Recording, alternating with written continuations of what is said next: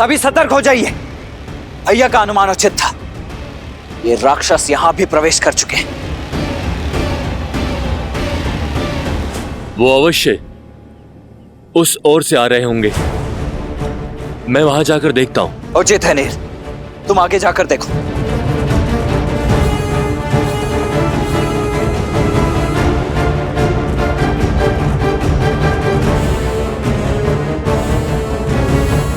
मेरे साथ आइए।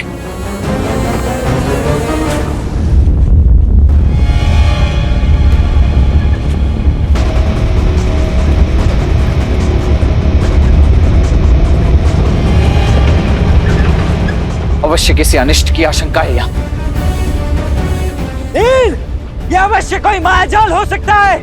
अपनी सुरक्षा करो।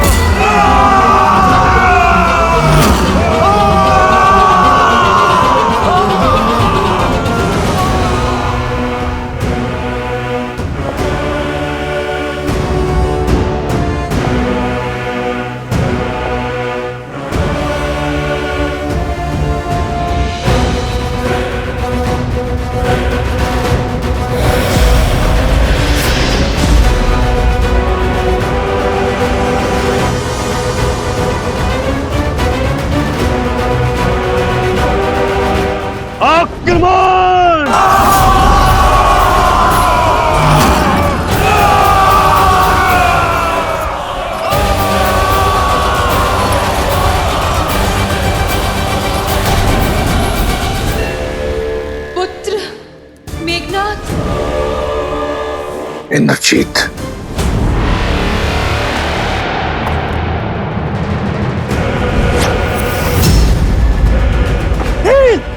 हटो वहां से।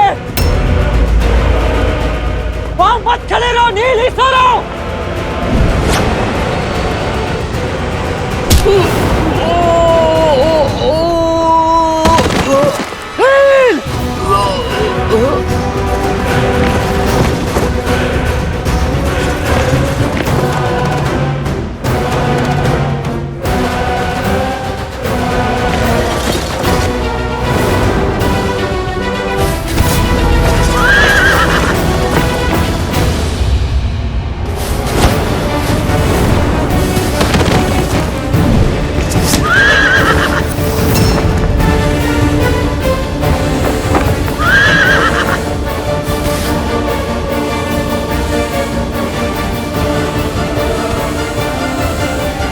हम अकेले इन्हें नहीं रोक पाएंगे। श्री राम को सूचित करना होगा। आप जाइए भैया लक्ष्मण। नहीं मित्र, मैं अपने मित्र को युद्ध भूमि में इस अवस्था में छोड़कर नहीं जा सकता। मेरी चिंता मत करो मित्र। श्री राम के रुद्र हैं हम। हमारी रक्षा वो स्वयं करेंगे। मैं तुम्हारी भावना समझ रहा हूं नील, परंतु मैं अपने कर्तव्य से विमुख नहीं हो सकता। आओ चलो चलो, उठो।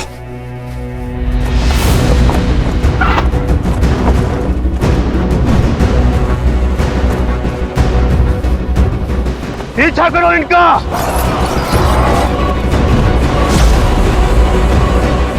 भैया, आपका कथन उचित था। ये एक पाश था। प्रहस्त का आक्रमण हो चुका है।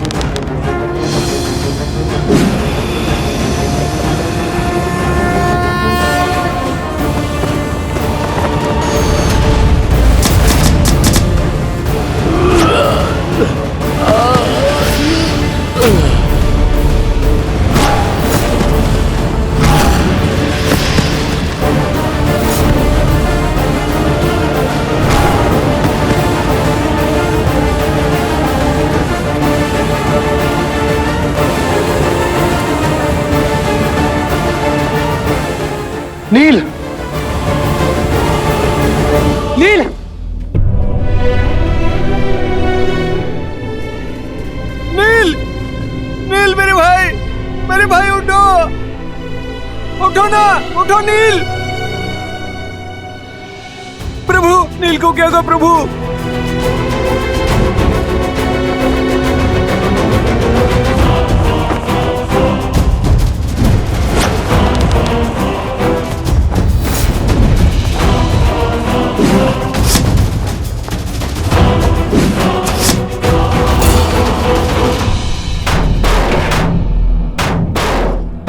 ऐसा कवच मैंने आज तक नहीं देखा। केवल वाणों की दीवार हमारे मायावी प्रहारों को रोक रही है और उस पे एक दरार तक नहीं।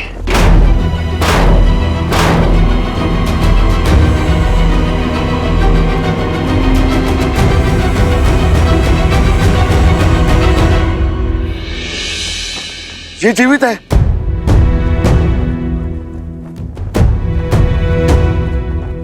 इसके शरीर में प्राण शेष है। इसे शीघ्र ही नहीं मित्र,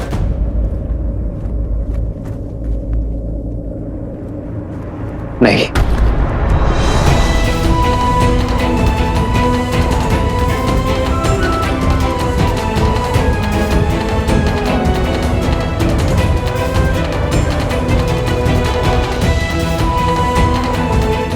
तुम हमारे वानर वीरों के साहस का प्रतीक हो नील।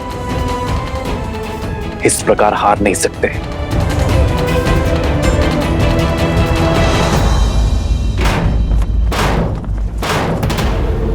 दिखाओ मुझे कि तुम वही महाबली प्रहस्त हो जिसने मेरे साथ कंधे से कंधा मिलाकर शास्त्र युद्ध लड़े।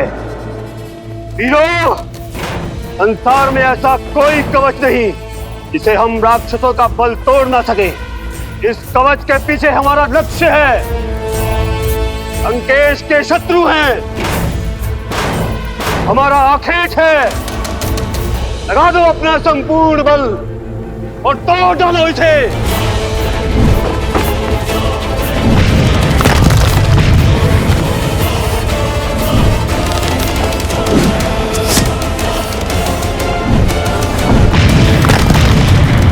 असंभव। एक तुच्छ नर केवल बाणों की इतनी अभेद्य भीत कैसे बना सकते हैं?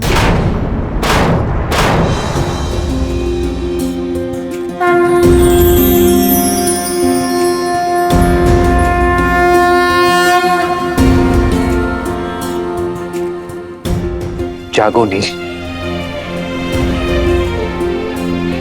अपने नेत्र खोलो।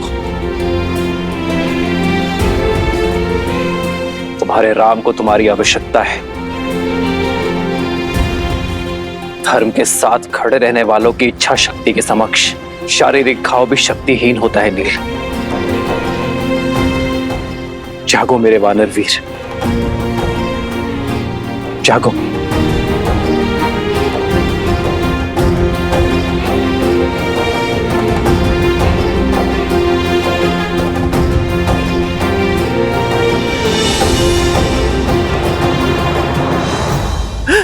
सुग्रीव का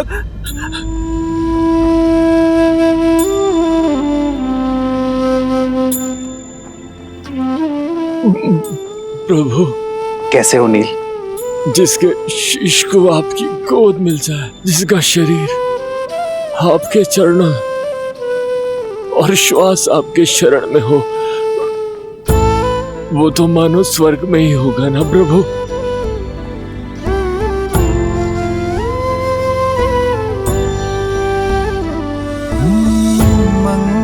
भवन अमंगल हारी, द्रवहु सुदशरथ अजिर बिहारी।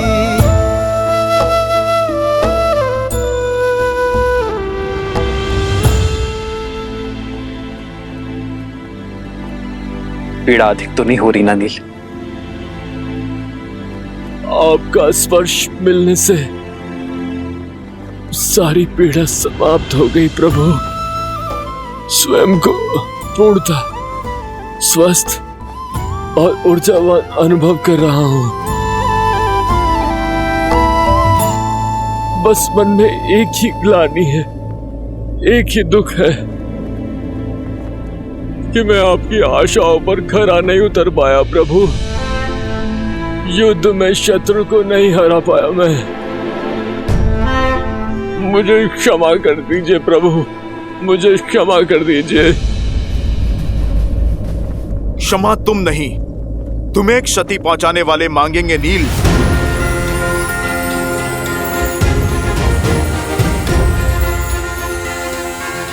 पीछे से वार करने वाले शत्रु का संहार प्रभु श्री राम का ये दूत करेगा।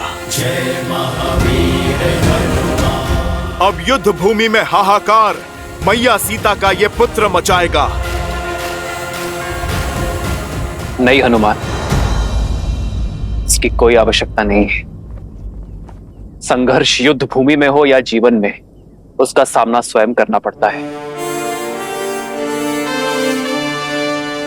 यदि प्रहार नील पर हुआ है तो उस प्रहार का उत्तर देने का अधिकार केवल नील को ही है। प्रभु, किंतु नील को तो गहरी चोट लगी है। चोट शरीर पर लगी है, साहस पर नहीं, सामर्थ्य पर नहीं। यदि मन ठान ले तो शरीर भी साथ अवश्य देगा।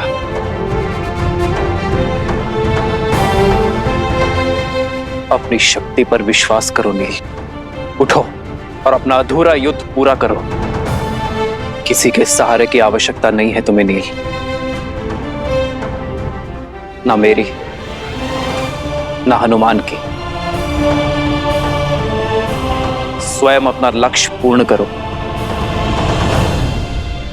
हाँ नील, उठो। प्रभु श्री राम की भक्ति की शक्ति तुम्हें इस भवसागर से अवश्य तार देगी।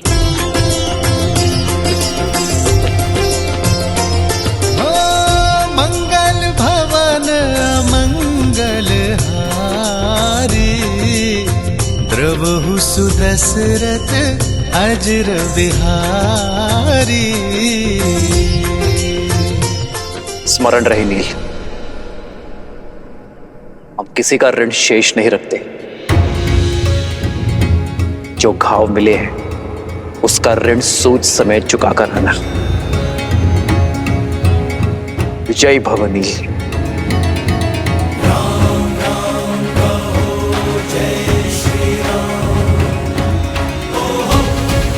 लो नील। राम राम कहो जय श्री राम, दशरथ नंदन राजा राम।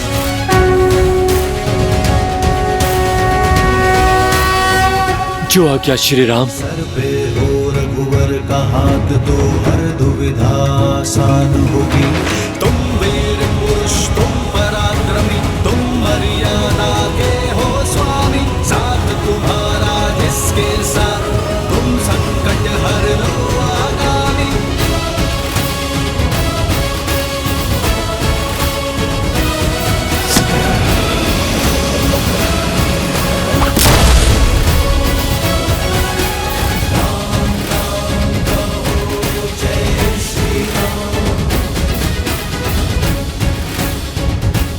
जय श्री राम।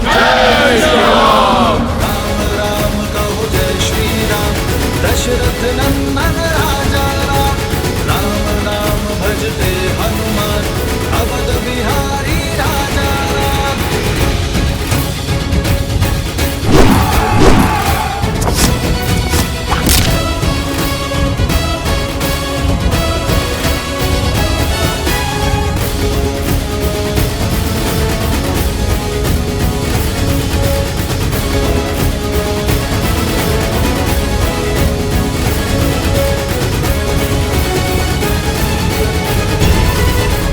देख क्या रहे हो प्रहस्त? मेरे हाथ में एक गदा नहीं, मेरे राम का आशीष और उनका स्पर्श है।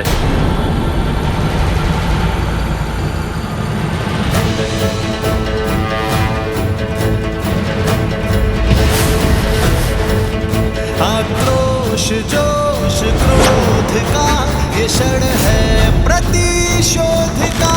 ललकार और पुकार का ये क्षण है अति विरोध का। जय श्री राम।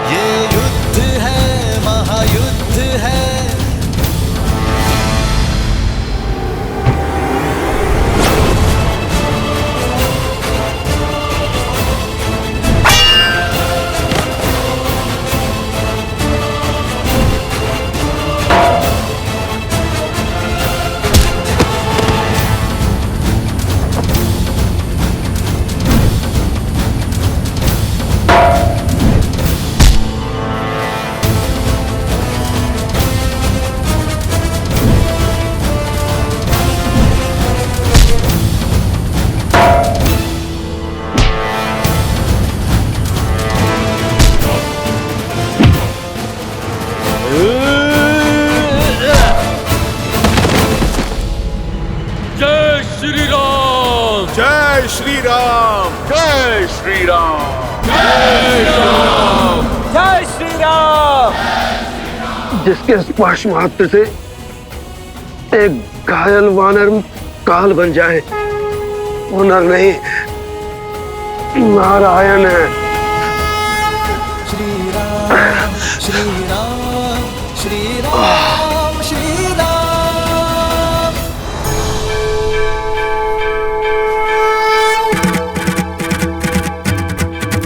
जय जय अविनाशी सब घटनासी व्यापक परमानंदा अभिगत बोधि तम चरित पुनीत मायाहित पहुंच गया हूं मैं कि देवी मंदोदरी ठीक कहती है, आप नर नहीं नारायण है, साक्षात विष्णु का अवतार है। खेद केवल इतना है कि बहुत देर में समझा। मेरे पाप क्षमा करें। मुझे अगले जन्म में उच्च योनि, अच्छा जीवन और अच्छा कुल देश श्री राम पापों से दूर रखे। पिछले जन्म के कर्मों का फल होता है अगला जन्म। इस जन्म के कर्म तो भोग नहीं होंगे प्रहस्त, किंतु मैं आशा करूंगा कि इस जन्म से मिली सीख अगले जन्म के लिए पुण्य और सदाचार की नींव रखेगी। श्री राम।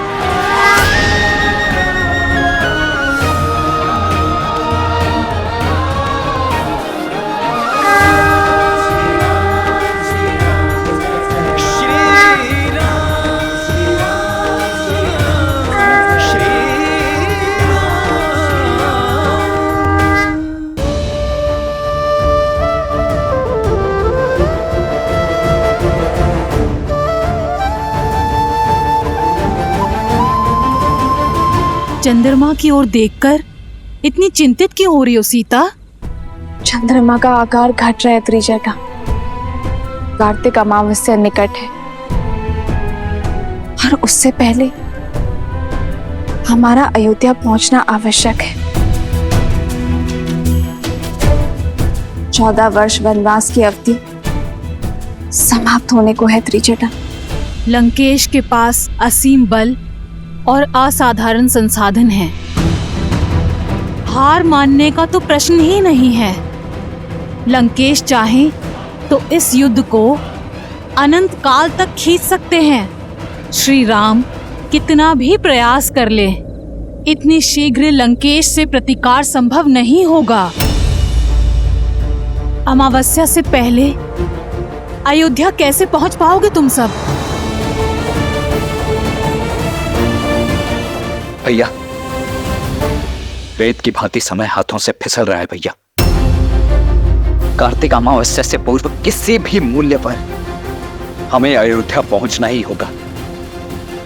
बस अब समय आ चुका है भैया उस पापी रावण और उसकी पाप की नगरी लंका को ध्वस्त करने का।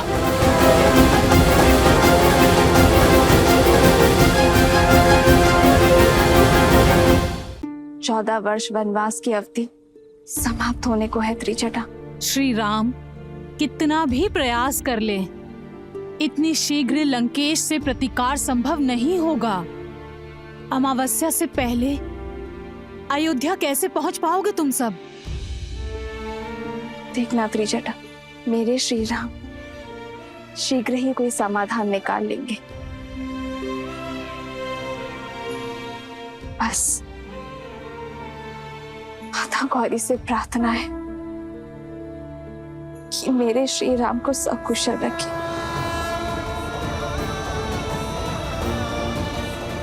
तन से भी और मन से भी। मेरे श्री राम के हृदय को कितनी पीड़ा हो रही होगी, इतने निकट आकर भी मर्यादा की सीमा से रुके हुए।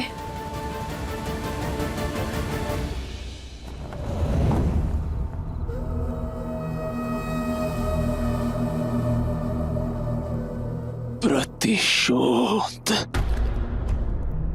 प्रतिशोध चाहिए मुझे। उन दोनों वनवासियों का वध करना है। जय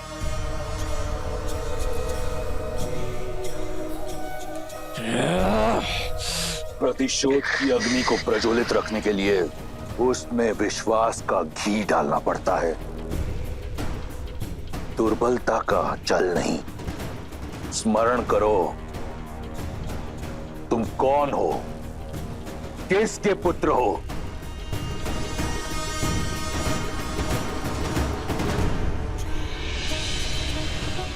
तुमने मुझे वचन दिया था कि तुम उन दोनों वनवासियों का संहार करोगे।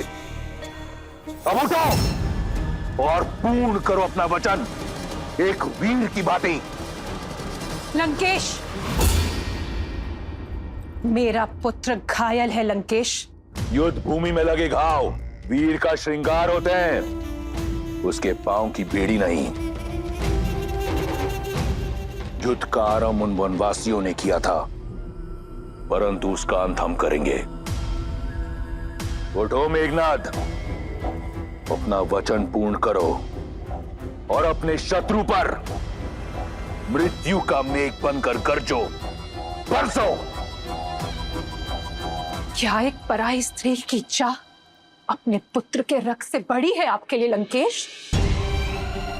सुध में मेघनाद को नहीं, आपको आने की आवश्यकता है। प्रतिशोध के मद में परिस्थिति को नकार कर मृत्यु से निकले मेरे पुत्र को पुनः मृत्यु की ओर धकेल रहे हैं आप। पिता हैं आप उसके, कुछ तो दया दिखाइए लंकेश। मौन, मौन। एक वीर को दया की नहीं, दिशा की आवश्यकता होती है। ये जो यहां मूर्छित पड़ा है, ये कोई साधारण राक्षस नहीं, मेरा पुत्र इंद्रजीत है। घोर तप से अर्जित मेरा वरदान है। इतनी जल्दी इसका शौर्य क्षीण नहीं हो सकता। लंका का युवराज है ये, इसे अपना कर्तव्य पूरा करने दो। लंका के शत्रु वहां हमारी प्रतीक्षा कर रहे हैं, उन्हें उत्तर देगा मेरा मेघनाद। उठो मेघनाद, बहुत हुआ विश्राम, अब करो संग्राम, करो संघार, प्रयास से, प्राण से। वयम रक्षामा, वयम रक्षामा। यदि ऐसा ही है तो मेरे पुत्र तक पहुंचने के लिए अपने संग्राम की पहली भेंट मुझे चढ़ाइए आप लंकेश, क्योंकि ये मां ना आपकी हट पूरी होने देगी और ना ही अपने पुत्र को कहीं जाने देगी। क्योंकि जो मेरे सामने है वो लंका का युवराज नहीं, मेरा पुत्र है, जिसे मैंने अपनी कोख में पाला है, अपने रक्त से पाला है लंकेश। और इस रक्त को अब मैं बहने नहीं दूंगी। इसे जीवन दिया है मैंने, और मेरे होते हुए इसका जीवन जाने नहीं दूंगी मैं। यदि अब युद्ध में मेघनाद गया तो मेरे शव से होकर जाएगा।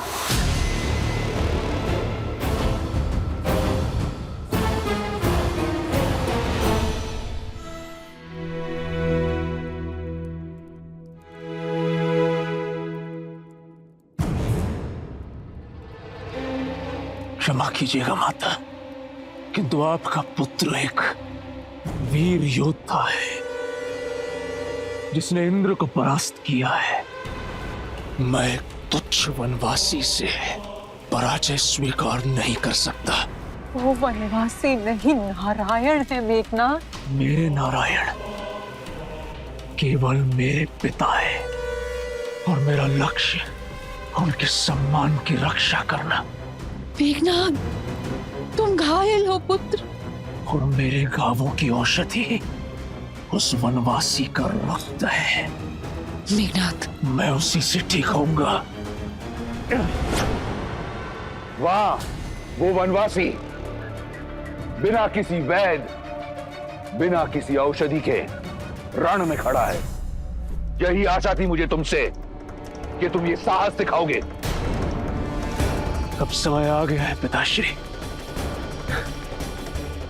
कि मैं आपकी वो आशा पूर्ण करूं। इस युद्ध पे सदा सदा के लिए विराम लगा दूं। आप केवल आज्ञा दीजिए। आज्ञा है मेघनाद, परंतु पहले ब्रह्मदेव के वरदान अनुसार वट वृक्ष की पूजा करो। उसके उपरांत माता निकुंबला देवी की गुफा में जाओ और अनुष्ठान करो। वो रथ पुनः पाओ जिसमें बैठकर तुम अजयी हो, अमर हो। और फिर जाओ उस वनवासी और उन मरकटों को उनकी उद्दंडता का दंड दो।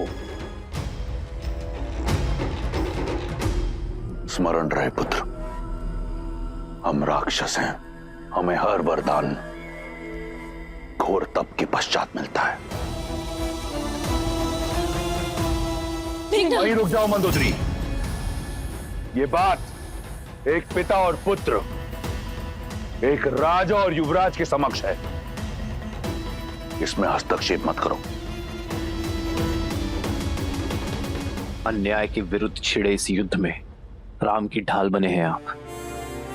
जब जब मेरे पग डगमगाए तब तब मेरा संबल बने हैं आप।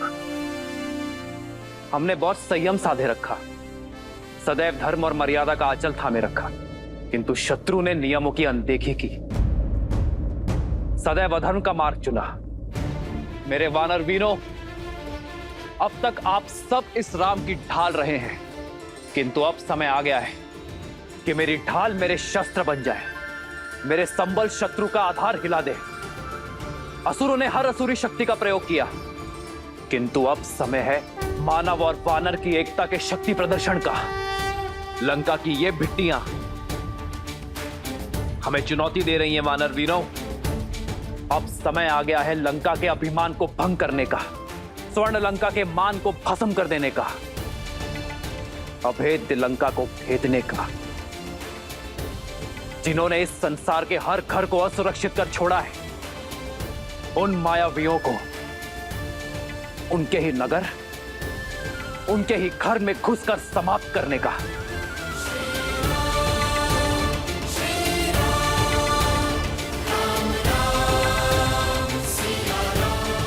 यहां उपस्थित प्रत्येक वानर अपने आप में एक संपूर्ण सेना है। आवश्यकता है तो केवल अपने सामर्थ्य को समझने की, अपनी संपूर्ण शक्ति का प्रयोग कर अपने लक्ष्य को पाने की। आज मेरी ये वानर सेना एक दूसरे का हाथ थाम ऐसा प्रहार करेगी कि इनकी थाप से लंका की धरा कांप उठेगी, क्योंकि वार लंका की महल के दीवार के उस पार होगा।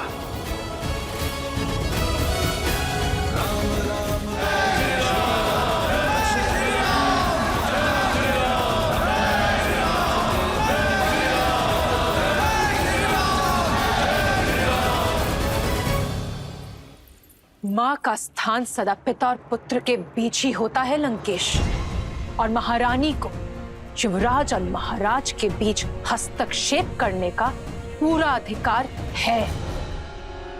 आप मेरी बात क्यों नहीं समझ रहे हैं लंकेश? जिनसे आप युद्ध कर रहे हैं वो स्वयं श्री विष्णु है, नारायण है लंकेश। तुम्हारे इस भय का केवल एक ही निवारण है, केवल एक, उस कथित विष्णु का वध। माता,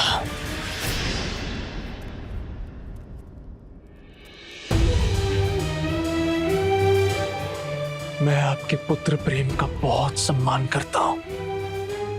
आपका ये भय, ये चिंता आपके पति और पुत्र को दुर्बल बना रही है माता। इसलिए आप कृपा करके इसके बीच बाधा मत बनिए। मैं अभी इसी क्षण निकुंभला गुफा जाकर अपनी पूजा संपन्न करूंगा और उसके पश्चात क्या पुत्र? है कोई ऐसी युक्ति, ऐसी पूजा जो नारायण को पराजित कर दे? मेघनाथ, अपने नेत्रों से अपने पिता प्रेम का आवरण हटाओ और सत्य से मुख मत मोड़ो। सत्य से मुख तो आप मोड़ रही है माता। बस मैंने अपने पहले प्रहार में ही राम और लक्ष्मण दोनों का अंत कर दिया था। जिस राम को आप नारायण कह रही हैं, वो मेरे नागपाश के प्रहार से भूमि पर पड़ा अपने अंतिम श्वास गिन रहा था। वो कोई नारायण नहीं है माता, केवल एक तुच्छ नर है। पिछली बार तो वो बच गया, किंतु इस बार मैं अपनी पूजा संपन्न करके उन पर ऐसा प्रहार करूंगा कि नर के साथ साथ उनके तथाकथित नारायण का भी अंत हो जाएगा।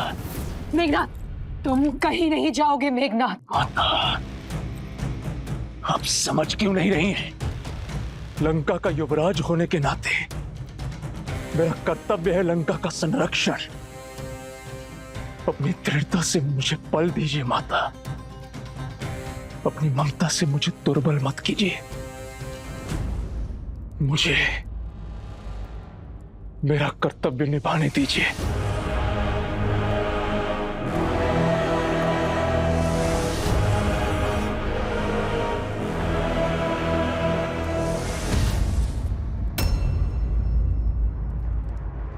विजयी भवा।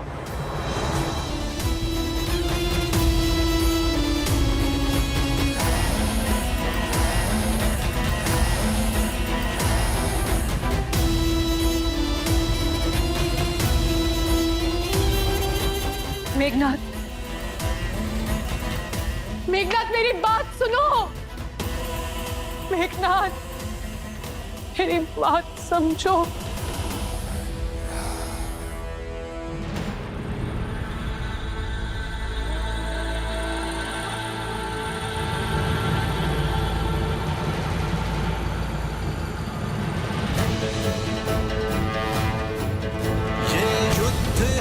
महायुद्ध है, राम शांत रावण क्रोध है, ये युद्ध है, महायुद्ध है, राम शांत रावण क्रोध है, क्रोध है, क्रोध है।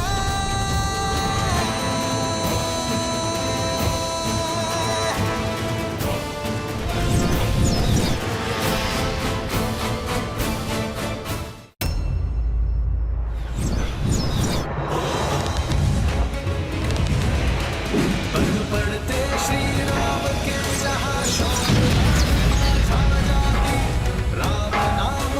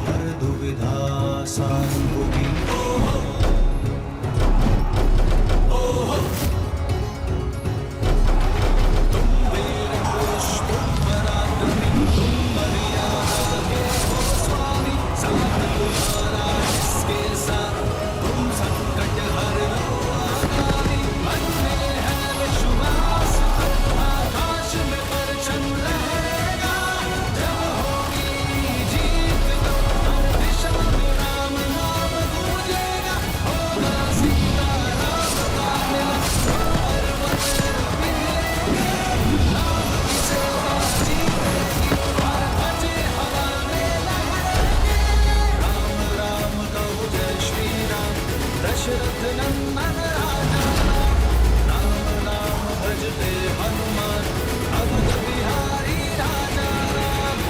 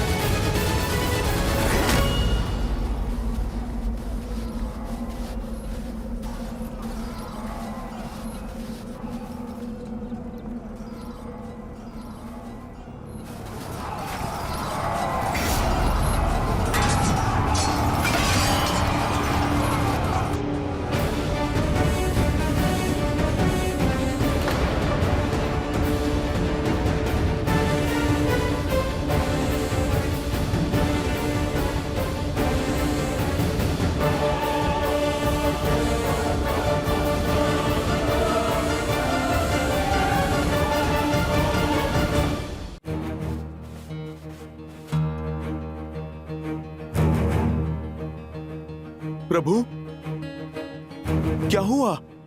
आप आकस्मिक क्यों रुक गए?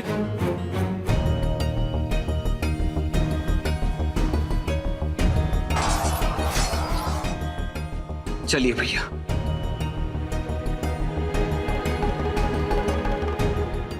मैं लंका के भीतर पग नहीं रख सकता हनुमान।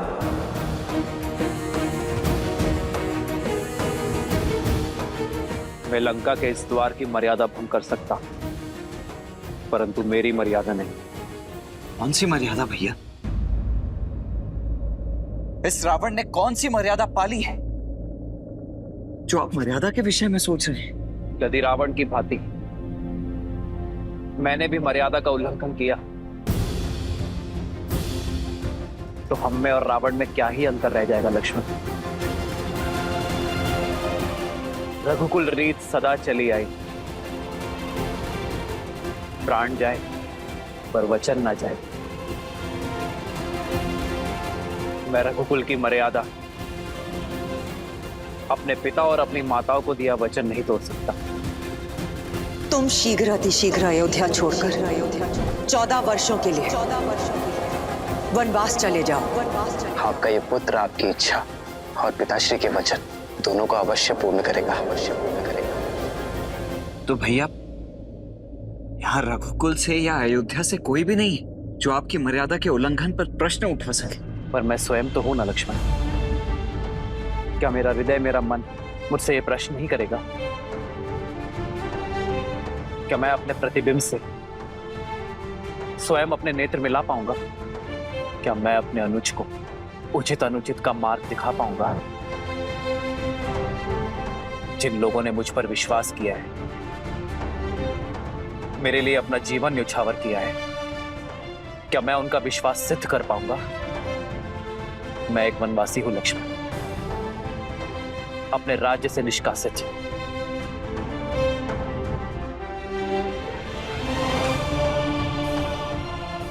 और एक वनवासी किसी का घर, किसी के नगर में प्रवेश नहीं कर सकता। ये युद्ध मर्यादा से लड़ा जा रहा है लक्ष्मण, मर्यादा के लिए लड़ा जा रहा है। फिर उसमें मैं अपने दिए हुए वचन की मर्यादा का उल्लंघन कैसे कर सकता? मेरा लंका में प्रवेश करने का प्रश्न ही नहीं उठता।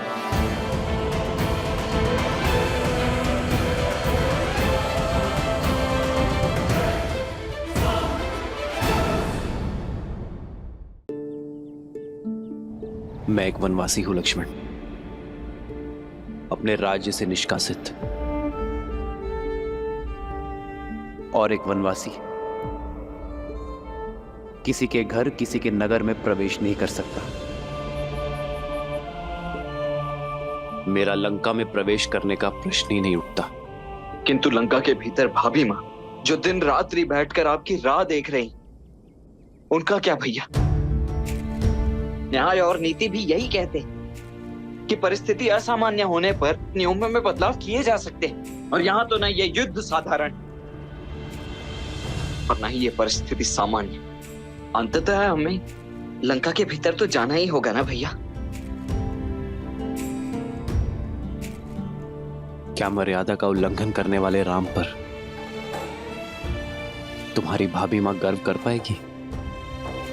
वचन के लिए केवल एक ही परिस्थिति है लक्ष्मण, और वो है उनका पालन करना। और रही बात देखने की, तो परिस्थिति के साथ अपने शब्दों को बदलना, प्रण को भंग करना, वचन का अपमान करना होता है लक्ष्मण। और वो मानव ही क्या जो अपने दिए हुए शब्दों से, अपने सिद्धांतों से डिग जाए। इस वचन के साथ केवल मेरा ही नहीं, माता कैकेयी का भी मान जुड़ा हुआ है लक्ष्मण। और मैं किसी भी परिस्थिति में उनके सम्मान को घटने नहीं दे सकता।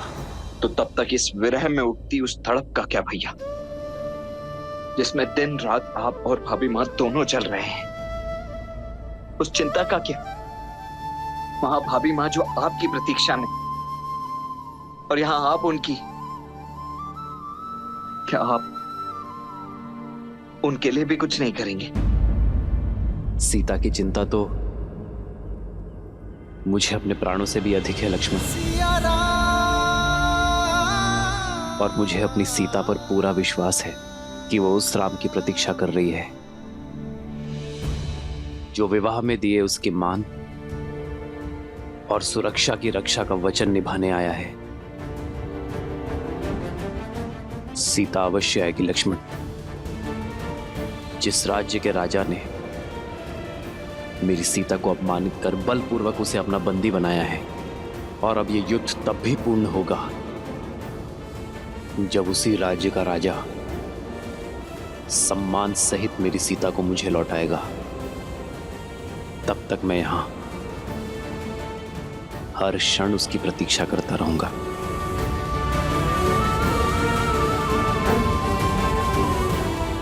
सीता लंका में बंदी बनकर आई थी, किंतु बाहर एक रानी बनकर आएगी।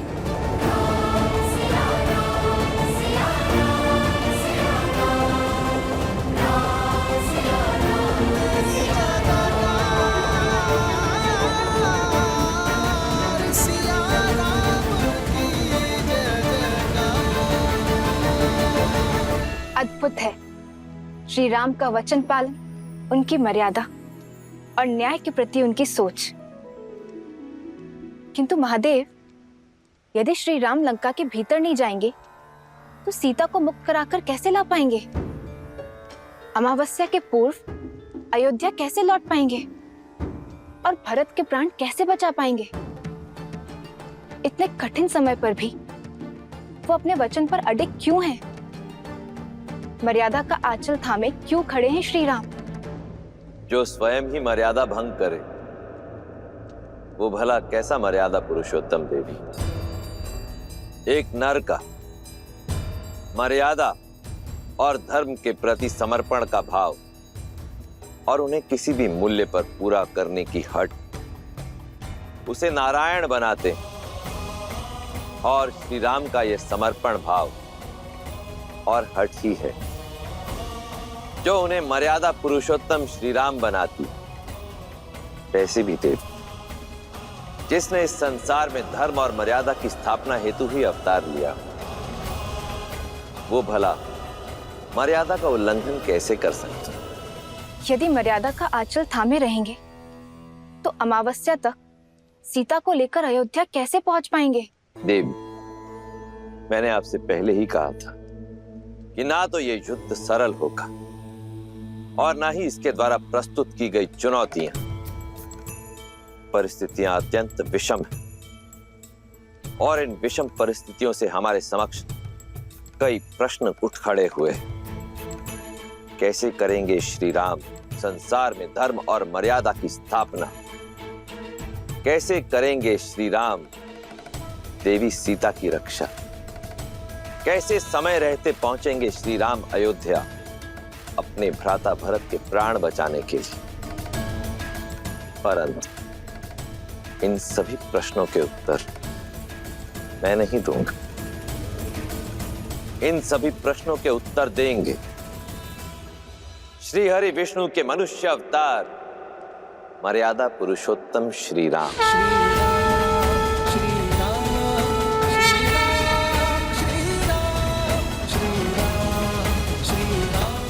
हनुमान मैं लंका की सीमा में प्रवेश नहीं कर सकता, किंतु सीता के प्रति मेरा विश्वास हर सीमा लांघेगा। सीता को ज्ञात होना चाहिए हनुमान कि अमावस्या से पूर्व मैं उसे लेकर अयोध्या लौटूंगा। मेरी हर श्वास उससे मिलन की प्रतीक्षा कर रही है। प्रभु, माता तक आपका संदेश अवश्य पहुंचेगा,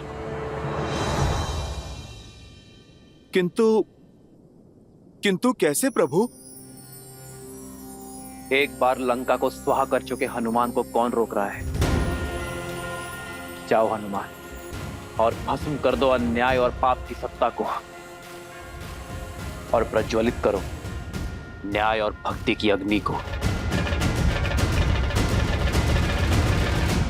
मूलतो ब्रह्म रूपाय मध्यतो शक्ति रूपिणे अग्रतो शिव रूपाय वृक्षराजाय ते नमः। मूलतो ब्रह्म रूपाय मध्यतो शक्ति रूपिणे अग्रतो शिव रूपाय वृक्षराजाय ते नमः।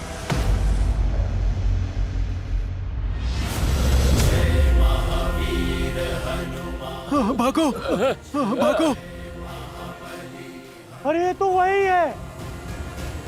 फिर आ गया हाहाकार मचाने। भागो, प्राण बचाओ, हनुमान आ गया है, भागो। अरे अरे, डरो मत, वानर हूँ, राक्षस नहीं। तुम लोगों ने पहले भी तो बांधा था मुझे। आओ आओ, मुझे फिर से बांध लो। मेरी पूंछ में अग्नि नहीं लगाओगे? अरे आओ।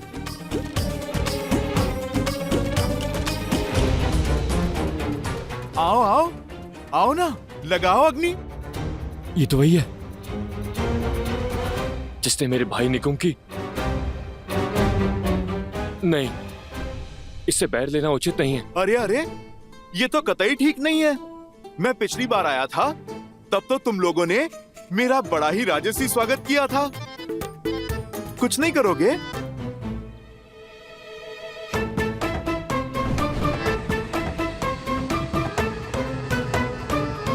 अरे भाई, विलंब किस बात का? पकड़ो मेरी पूंछ। अरे बढ़ाओ हाथ और लगाओ अग्नि। बढ़ाओ बढ़ाओ। ए, तू जाना, तू जाना, तू जा, तू जा। अरे भाई, ये तो बुरी बात है ना। मैं मित्र बनकर बात कर रहा हूँ, तुम प्रहार करने आगे बढ़ रहे हो।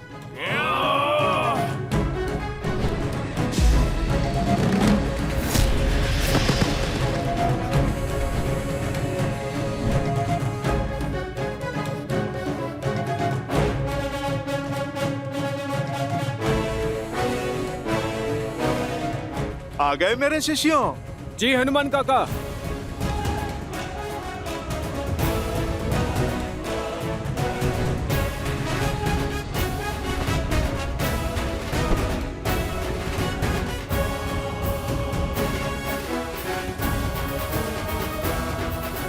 अरे, तुम तो बड़े विचित्र हो। पिछली बार अग्नि लगा रहे थे, अब अग्नि को ही मुझसे बचा रहे हो।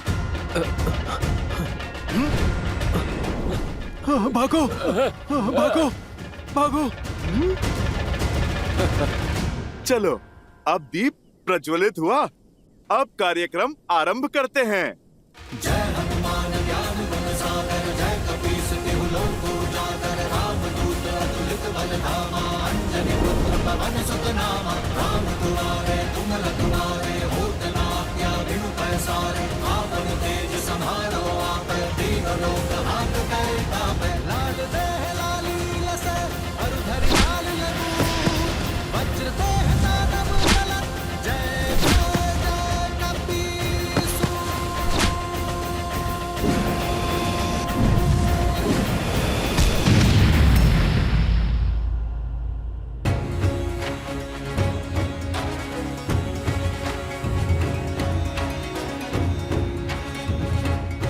मैं लंका में प्रवेश नहीं कर सकता, किंतु मेरे बाणों पर ऐसा कोई प्रतिबंध नहीं है।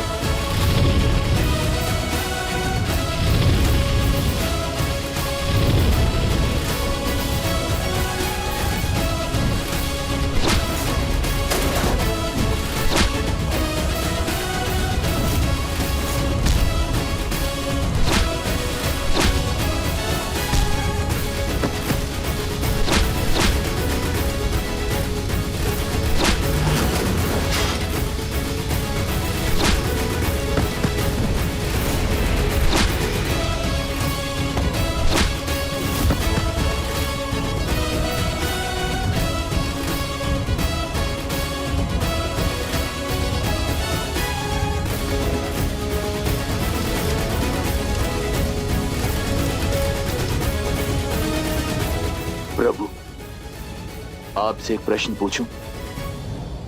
मुझे आप पर पूर्ण विश्वास है, किंतु एक बार लंका जल चुकी है, पुनः जलाने से क्या लाभ होगा? मेरा अर्थ है, इस निर्णय के पीछे अवश्य ही कोई गहरा कारण होगा, कोई युक्ति होगी। मैं आपकी जिज्ञासा शांत तो कर दूंगा विभीषण, किंतु मेरे निर्णय का कारण आपके दुख का कारण हो सकता है। क्या आप अब भी जानना चाहते हैं? क्या कहा तुमने? एक बार फिर?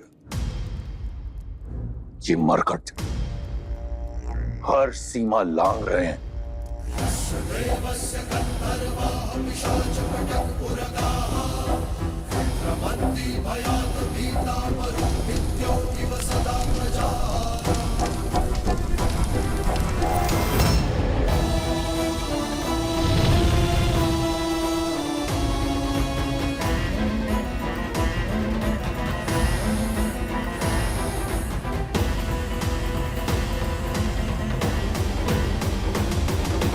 ये अग्नि लंका दहन के लिए नहीं है, रावण के मन में और अधीरता भड़काने के लिए है।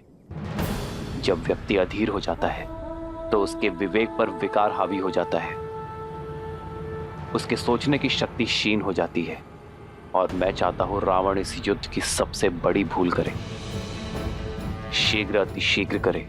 कैसी भूल प्रभु? मैं कुछ समझा नहीं। कुंभकर्ण, आप ही ने सूचना दी थी ना? रावण के पास ब्रह्मास्त्र से भी बड़ा अस्त्र है। कुंभकर्ण, जो अभी निद्रा में है, यदि वो 2 दिन तक और सोता रहा, अपनी निद्रा पूर्ण कर ली,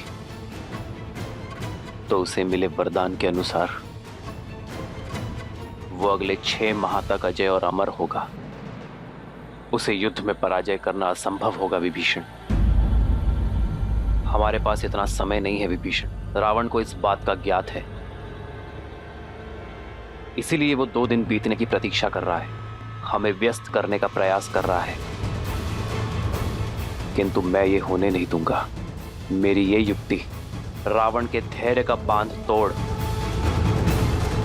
उसे अधीर बनाकर कुंभकर्ण को जगाने के लिए विवश कर देगी। विभीषण, मैं जानता हूं आपके भाई के लिए आपका हृदय विचलित है, किंतु यह संहार आवश्यक है धर्म की स्थापना के लिए। लंका के द्वार से राम, लक्ष्मण और उनकी सेना आक्रमण कर रही है। लंका के भीतर ये वानर उत्पात मचा रहे हैं। हमारी सेना दोहरे आक्रमण के लिए सज्ज नहीं। समस्या विकराल है महाराज। शीघ्र, अतिशीघ्र समाधान खोजना होगा। समाधान एक ही है महाराज, युवराज इंद्रजीत। और वो देवी निकुंभला के अनुष्ठान में लगा है। उसका अनुष्ठान कहां तक पहुंचा? अभी वो वट वृक्ष की पूजा संपन्न कर रहे हैं। उसके पश्चात ही युवराज निकुंभला देवी की पूजा आरंभ करेंगे महाराज। ब्रह्मदेव, इस वट वृक्ष की पूजा संपन्न हुई। अब आपके दिए वरदान के अनुसार मैं देवी निकुंभिला का आह्वान करने हेतु सज्ज हूं। अपने आशीर्वाद के फलीभूत होने का आशीर्वाद दीजिए ब्रह्मदेव, क्योंकि निकुंभिला देवी की पूजा संपन्न होने के पश्चात इस समस्त संसार में मुझे कोई पराजित नहीं कर पाएगा। अजय हो जाऊंगा मैं सदा सदा के लिए। अग्रतो शिव रूपाय वृक्षराजाय ते नमः। मूलतो ब्रह्म रूपाय मध्यतो शक्ति रूपिणे। अग्रतः शिव रूपाय वृक्षराजाय ते नमः।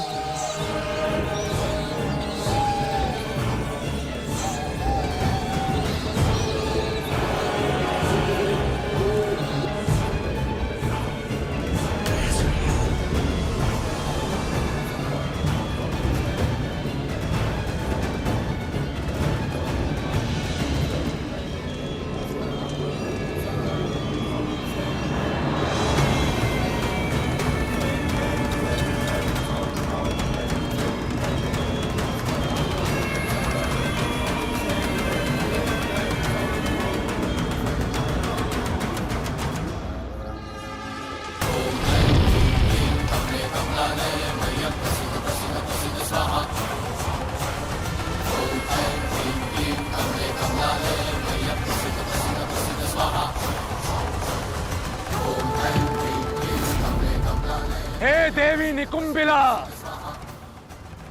मैं दशानन रावण पुत्र इंद्रजीत आपका आवाहन करता हूं।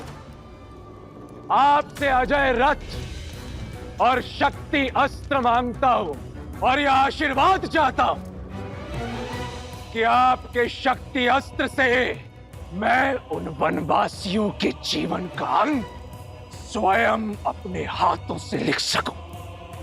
समस्त लंका की आस और मेरे पिता का विश्वास केवल मुझ पर टिका हुआ है और मेरी आस और मेरा विश्वास आपके आशीर्वाद पर, मेरे अजय होने के वरदान पर। इसलिए अब जब तक मेरी मनोकामना पूर्ण नहीं हो जाती, मुझे वो अजय रथ और शक्ति अस्त्र प्राप्त नहीं हो जाता, मैं अपना रथ आपको समर्पित करता रहूंगा। जब तक मेरे शरीर में बहते रक्त की अंतिम बूंद समाप्त नहीं हो जाती, मैं आपकी पूजा आराधना करता रहूंगा। ओम निकुंभलाय नमः, ओम निकुंभलाय नमः, ओम ह्रीम झूम सा, ओम भूर्भुवः स्वाहा। लंका के पास समय नहीं है महाराज। वानरों का तांडव आपने देखा है। शीघ्र ही कुछ नहीं किया तो हम सब कुछ हार जाएंगे महाराज। रावण के रहते ऐसा नहीं होगा। इन उद्दंडियों को दंड अब मैं स्वयं दूंगा। नहीं महाराज, पिताश्री कुंभकर्ण, युवराज इंद्रजीत और मेरे होते हुए आपको रणभूमि में जाने की कोई आवश्यकता नहीं। तुम्हारे पिता की निद्रा टूटने में कितना समय शेष है? 2 दिन महाराज। यदि कुंभकर्ण को समय से पहले उठाया, ना तो वो अजय रहेंगे और ना ही अमर। युवराज को बुलाने के अतिरिक्त और कोई विकल्प नहीं महाराज। हाँ महाराज, हमें युवराज इंद्रजीत को वापस बुला लेना चाहिए। अब वो ही हैं जो इन नर और वानरों की सेना से इस लंका को बचा सकते हैं।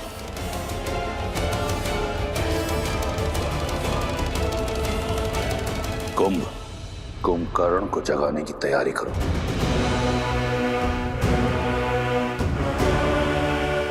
एक बार सोच लीजिए महाराज, यदि पिताश्री को अभी उठाया तो अगले 6 माह तक अपना अमृतत्व खो देंगे।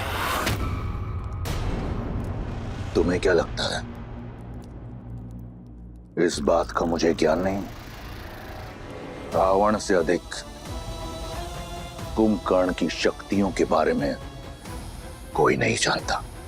चाहे उसकी निद्रा पूर्ण हो या ना हो, मेरे कुंभकर्ण में इतना बल है कि वो उन मरकटों पर काल बनकर बरसेगा।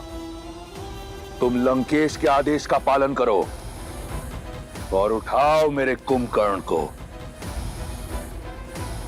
मैं राम और इस युद्ध का अंत देखना चाहता हूं, शीघ्र अतिशीघ्र।